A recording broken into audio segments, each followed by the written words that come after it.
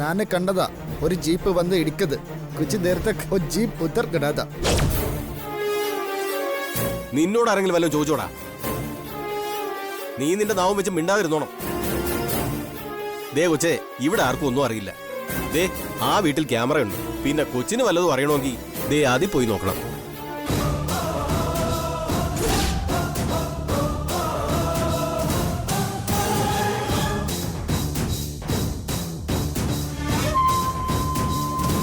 മോളെ, ഇവൻ പറയുന്ന മണ്ടത്തരൊന്നും വിശ്വസിക്കണ്ട.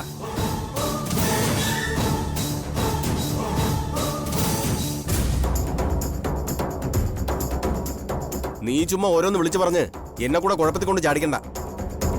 ഇത് നിന്റെ നാടൊന്നുമല്ല. അവർക്ക് എന്തേലും സംശയം തോന്നിയാ അപ്പൊ നിന്നെ പൊക്കിക്കൊണ്ട് പോവും. പിന്നെ എനിക്ക് ഇടിയുടെ പൂരമായിരിക്കും. അതുകൊണ്ട് പല വേഷത്തിലും പോലീസ് വന്ന് പല രീതിയിലും ചോദിക്കും. നമ്മളൊന്നും അറിഞ്ഞിട്ടില്ല, അത്രേ ഉള്ളൂ. സംസാ മനസ്സിലായി. വേഗം പോയി വെള്ളം എടുത്തോണ്ട് വാ. ജാ.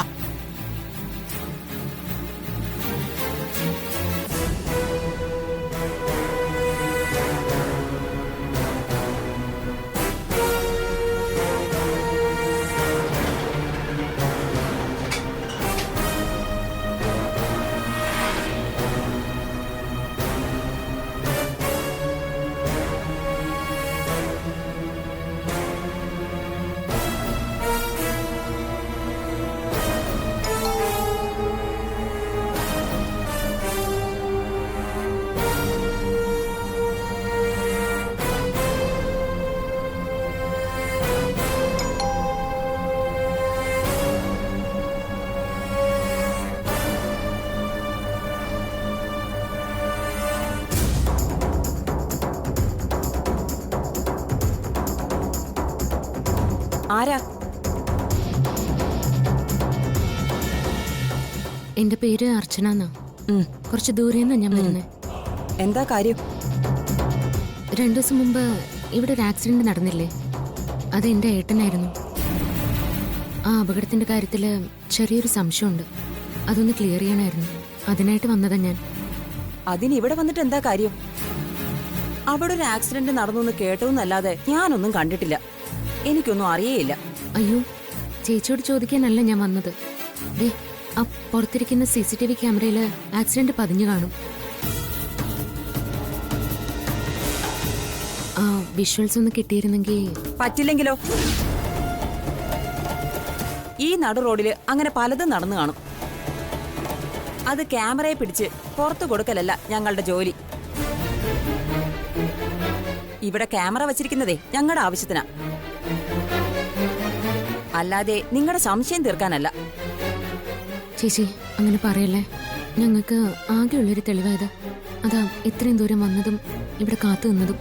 പറ്റില്ലെന്ന് മാത്രം പറയരുത്. അങ്ങനെ പറയൂ. ഈ ആവശ്യവും പറഞ്ഞുകൊണ്ട് ഇന്നലെ മറ്റാരോ വന്നിരുന്നു എന്ന് മോൻ പറയുന്ന കേട്ടു. നടുറോഡിൽ നടന്ന ആക്സിഡന്റിന്റെ പേരും പറഞ്ഞ് ഈ കണ്ട ആളുകളൊക്കെ ഇങ്ങോട്ട് കയറി വരുന്ന എന്തിനാ? ഇന്നലെ ആരാ വന്നേ? അതൊന്നും എനിക്കറിയില്ല. ഞാനിവിടെ ഇല്ലായിരുന്നു. നിങ്ങൾ ഇങ്ങനെ തിരിഞ്ഞും മറിഞ്ഞും ഓരോരുത്തരായിട്ട് ഇവിടെ കയറി വന്ന അവസാനം ഞങ്ങളും കൂടി പോലീസ് സ്റ്റേഷനിൽ കയറി ഇറങ്ങേണ്ടി വരും. അതിനൊന്നും ഇവിടെ ആർക്ക് സമയവുമില്ല, താല്പര്യവും ഇല്ല. കൊച്ചു പോവാൻ നോക്ക്. ചേച്ചി ചേച്ചി, നിങ്ങൾക്ക് ഒരു കുഴപ്പം വരാതെ ഞാൻ നോക്കിക്കോളാം. അങ്ങനെ കുഴപ്പം വരാതെ നീ നോക്കണ്ട. ഞങ്ങൾക്കറിയാം അത്. അതുകൊണ്ടാണ് പറ്റില്ലാന്ന് പറഞ്ഞേ. അതിനായിട്ട് നിന്നേ സമയം കളയണ്ട. തരില്ല എന്ന് പറഞ്ഞാൽ തരില്ല, അത്ര തന്നെ. ചേച്ചി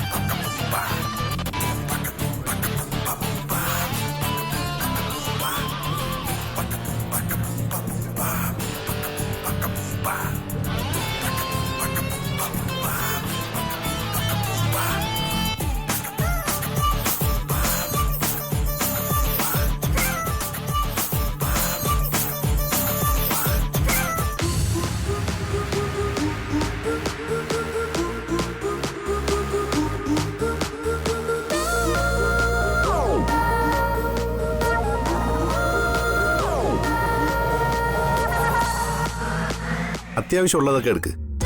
നമുക്ക് മറ്റൊന്ന് രണ്ട് ജ്വല്ലറി കൂടി പോവാം. എന്നിട്ട് അവിടെ നോക്കാം. ഇതെങ്ങനെയുണ്ട് നന്ദേട്ടാ? എന്നോടല്ല, ധനുഷിനോട് ചോദിക്കും. സൂപ്പറാ, അടിപൊളി.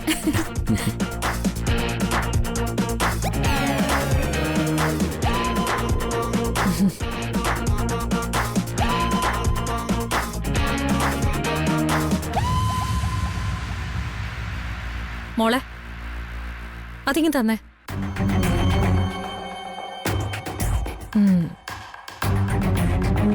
ഇത് നിനക്ക് ചേരില്ല. ധനുഷ് അടിപൊളിയെന്ന് പറഞ്ഞല്ലോ. അപ്പൊ നിനക്ക് മനസ്സിലായില്ലേ ധനുഷിന്റെ സെലക്ഷൻ അത്ര പോരാന്ന്. കൺമുന്നിൽ നല്ലതുണ്ടായിട്ടും ഇതിനെ തന്നെ ധനുഷ് സെലക്ട് ചെയ്യോ?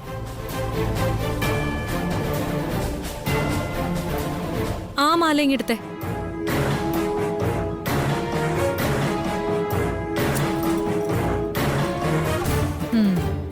ഇത് കൊള്ളാം, ഇത് നിനക്ക് ചേരും. ഇത് പഴയ മോഡലാ അല്ലേ ധനുഷ്? ആ അതെ അതെ, പഴയ മോഡലാ. പഴയ മോഡലാ ധനുഷ് എപ്പോഴും നല്ലത്.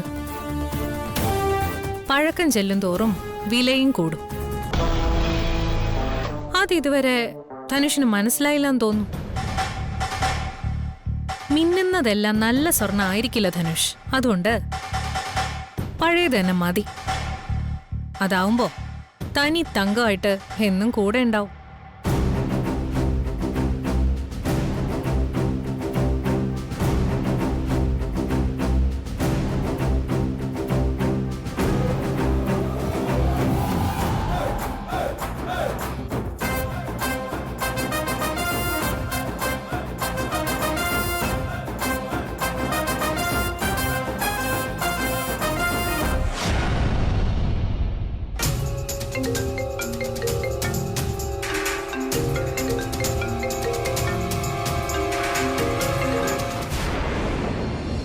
ഹലോ മാഡം,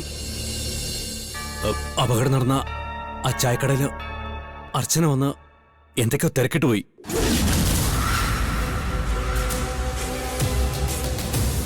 അയാൾക്ക് പിന്നെ ഒന്നും അറിയാത്തോണ്ട് പ്രശ്നമില്ല. പക്ഷേ എതിരെയുള്ള ആ CCTV ഉള്ള വീട്ടില് അവള് പോയിരുന്നു. അല്ല, അവിടെ എന്താ സംഭവിച്ചെന്നറിയില്ല. അവിടുത്തെ CCTV വിഷ്വൽസ് അവൾക്ക് കിട്ടിയാൽ അതോടെ എല്ലാം തീർന്നു. എന്നാ നീ ആ വീട്ടിൽ പോയി ഒന്ന് തിരക്ക്. അല്ല, ഞാൻ ഇന്നലെയും അതിനുവേണ്ടി ഒരു ശ്രമം നടത്തിയതാ. പക്ഷേ ആ വീട്ടിലെ സ്ത്രീ ഒരു വല്ലാത്ത സ്ത്രീയാ. കണക്ഷൻ നോക്കാനാണെന്ന് പറ. എന്തെങ്കിലും ഒന്ന് പറയാൻ അവരെ സമ്മതിക്കണ്ടേ? ആ നീ വെക്ക്, ഞാൻ ധനുഷുമായിട്ടൊന്ന് ആലോചിക്കട്ടെ. ആ ശരി മാഡം.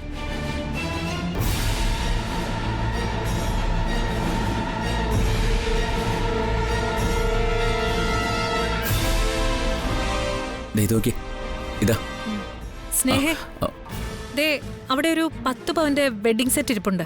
നിനക്കത് ഇഷ്ടാവും. ചെന്ന് നോക്കിക്കേ.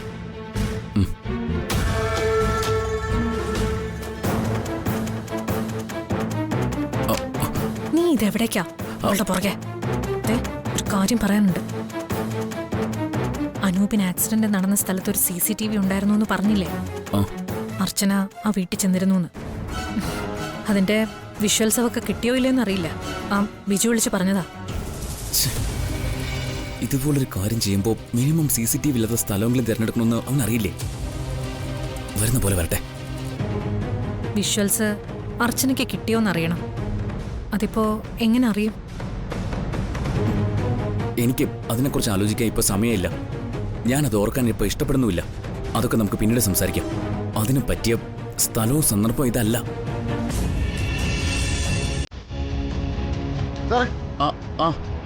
ഇതാ വരുന്നു.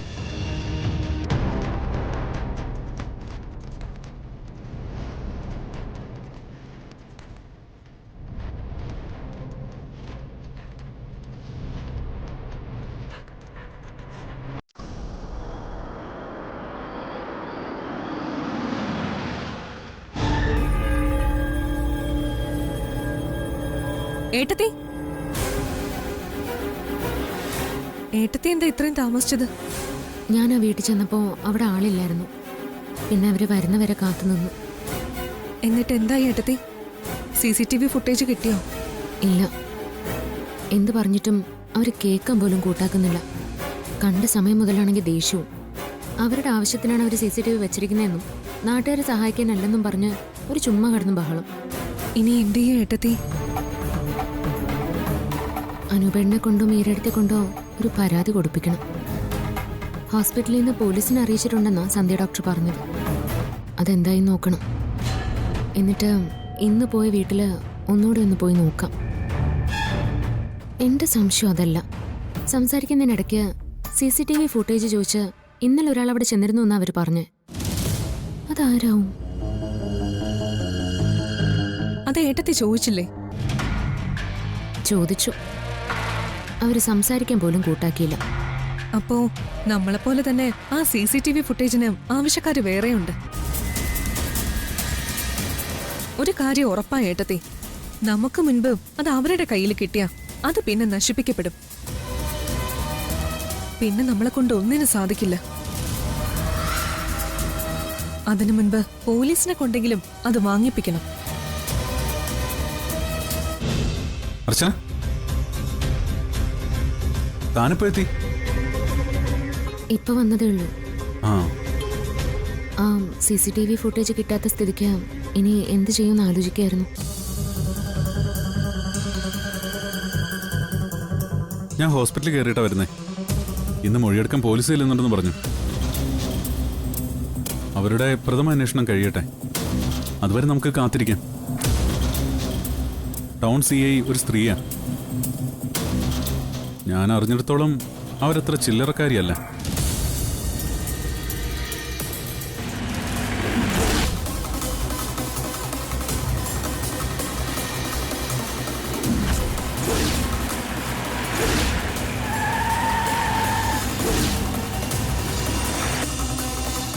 അവരുടെ അന്വേഷണം ഏത് വഴിക്ക് പോകുന്നതെന്ന് നോക്കാം. എന്നിട്ട് CCTVയുടെ കാര്യം നമുക്ക് അവരോട് പറയാം.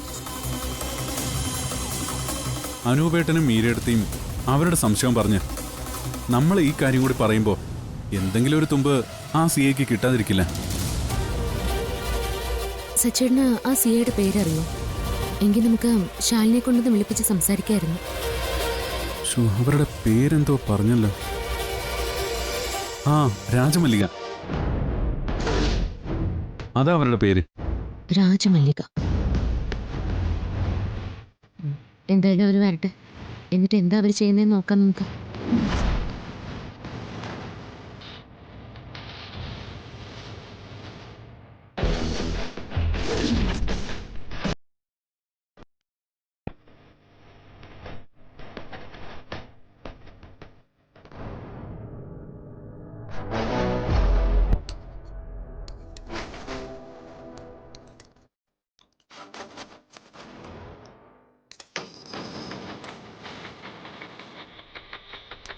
കഴിക്കേ. നിങ്ങളാണോ അനൂപ്? അതെ, ഞാൻ ഭാര്യയാ.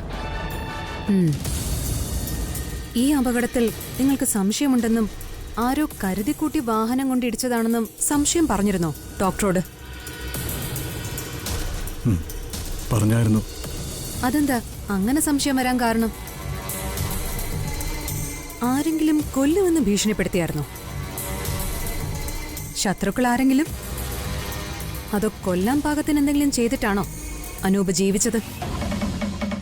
അങ്ങനൊന്നുമില്ല, സംശയം തോന്നിയപ്പോ പറഞ്ഞതേ ഉള്ളൂ. വെറുതെ ഊഹാപോഹങ്ങളിൽ ഓരോന്ന് പറയല്ലേ. പറയുന്നത് കൃത്യമായിരിക്കണം. അനൂപിന് എന്താ ജോലി? നെല്ലിശ്ശേരി കമ്പനിയിലെ അക്കൗണ്ടന്റാ. പേരെന്താന്നാ പറഞ്ഞത്? മീര. മീരേ, ഞാൻ മീരയോട് ചോദിക്കും, അപ്പൊ ഉത്തരം പറഞ്ഞാ മതി. ഞാൻ ഇപ്പൊ ചോദിച്ചത് അനൂപിനോടാ. അനൂപല്ലേ പരാതിക്കാരൻ. അപ്പൊ അനൂപ് പറയട്ടെ. അനൂപ് പറയൂ. ജോലി സ്ഥലത്തോ കുടുംബപരമായോ ശത്രുക്കൾ ആരെങ്കിലും ഉണ്ടോ അനൂപിന്? അതായത് ചെറിയ ശത്രുക്കളൊന്നും അല്ല. അനൂപിനെ കൊണ്ട് അവർക്ക് ശല്യമായി അവസാനം അങ്ങ് തീർത്ത് കളയാന്ന് തീരുമാനിക്കുന്ന പവർഫുൾ ആയ ശത്രുക്കൾ ആരെങ്കിലും ഉണ്ടോ? ഒന്ന് ഓർത്തു നോക്കിയേ. അങ്ങനെ കൊല്ലാനും മാത്രം ഞാൻ ആർക്കും ഒരു ദ്രോഹവും ചെയ്തിട്ടില്ല മാഡം. എന്നിട്ടും എന്നോട് എന്തിനാ ഇങ്ങനെ ചെയ്തതെന്ന് എനിക്ക് മനസ്സിലാവുന്നില്ല. കാരണങ്ങളൊന്നും അറിയാതിരുന്നിട്ടും ഇപ്പൊ അനൂപ് സംസാരിക്കുന്നത് ഇതാരോ മനഃപൂർവ്വം ചെയ്ത പോലെയാ. അതിന്റെ കാരണമാണ് എനിക്കറിയേണ്ടത്. അനൂപ് എന്നിൽ നിന്നും എന്തെങ്കിലും ഒളിക്കുന്നുണ്ടോ?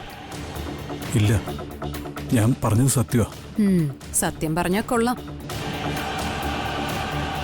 അനൂപിനെ ആരെങ്കിലും അപകടപ്പെടുത്താൻ നോക്കിയിട്ടുണ്ടെങ്കിൽ ഇപ്പൊ തലമുടി നാരഴയ്ക്കാ രക്ഷപ്പെട്ടത്.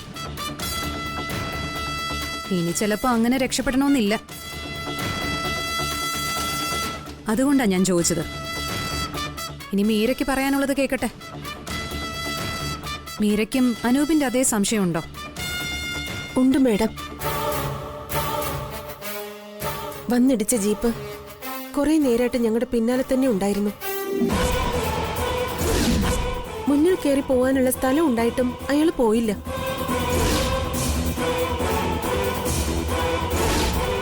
പിന്നീട് ഞങ്ങൾ അവിടെ ചായ കുടിക്കാൻ ഇറങ്ങിയപ്പോ ഞങ്ങളുടെ മുന്നിൽ പോയി. എന്നിട്ട് അനൂപേട്ടൻ വണ്ടിയുടെ അടുത്തേക്ക് വന്നപ്പോ അത് തിരിച്ചു വന്നാ ഇടിച്ചത്.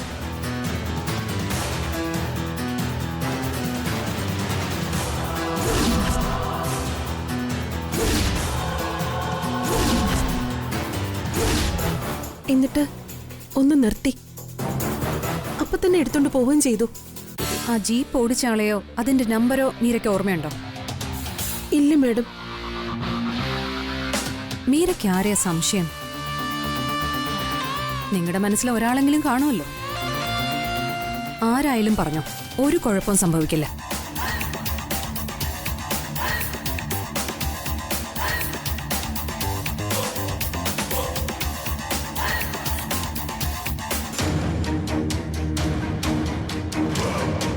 കുറെ ആൾക്കാരുണ്ടോ? അല്ല, മീര എന്തോ ആലോചിക്കുന്നോണ്ട് ചോദിച്ചതാ. ഇല്ല മേഡം, അങ്ങനെ ഒരു സംശയമില്ല. ശരി, ഇനി അങ്ങനെ ആരെങ്കിലും ഓർമ്മ വന്നാ സ്റ്റേഷനിൽ വിളിച്ച് പറയണം. പറയാം മേഡം. എന്തായാലും ഞങ്ങളൊന്ന് അന്വേഷിക്കുന്നുണ്ട്. എന്നിട്ട് പറയാം ഇത് വെറും സംശയമാണോ അതോ തക്കതായ കാരണം കൊണ്ടുള്ള സംശയമാണോന്ന്.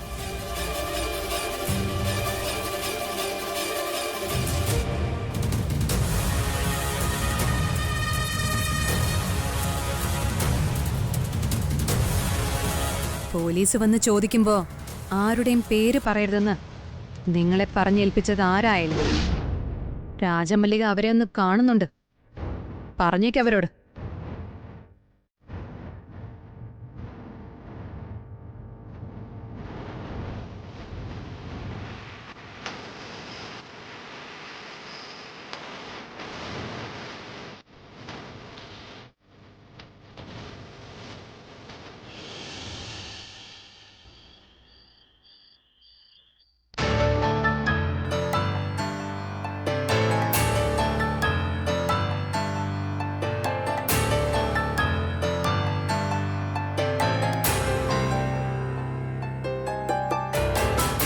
മോളെ, ഡ്രസ്സും ഓർണമെന്റ്സും ഒക്കെ എടുക്കാൻ പോയിട്ട് പിള്ളേർ ഇതുവരെ കണ്ടില്ലല്ലോ. നീ ഒന്ന് വിളിച്ചു നോക്കിയേ എവിടെ എത്തിയെന്ന്.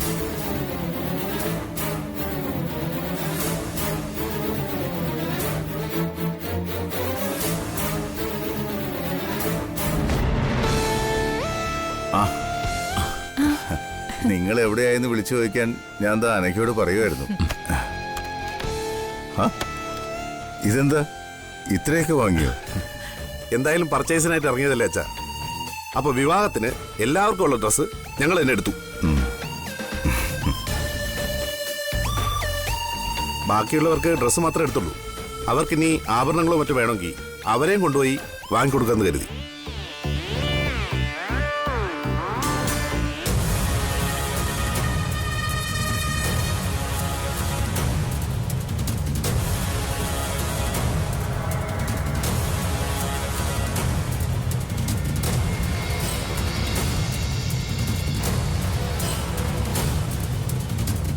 അർച്ചന കൂടെ ഉണ്ടായിരുന്നെങ്കിൽ കുറച്ചുകൂടെ നല്ല സെലക്ഷൻ നോക്കി എടുക്കായിരുന്നു.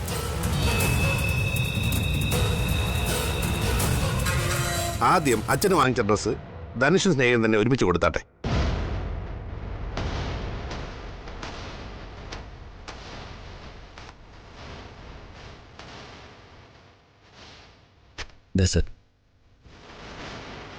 എന്റെ വിവാഹമാണ്, തീർച്ചയായിട്ടും വരണം.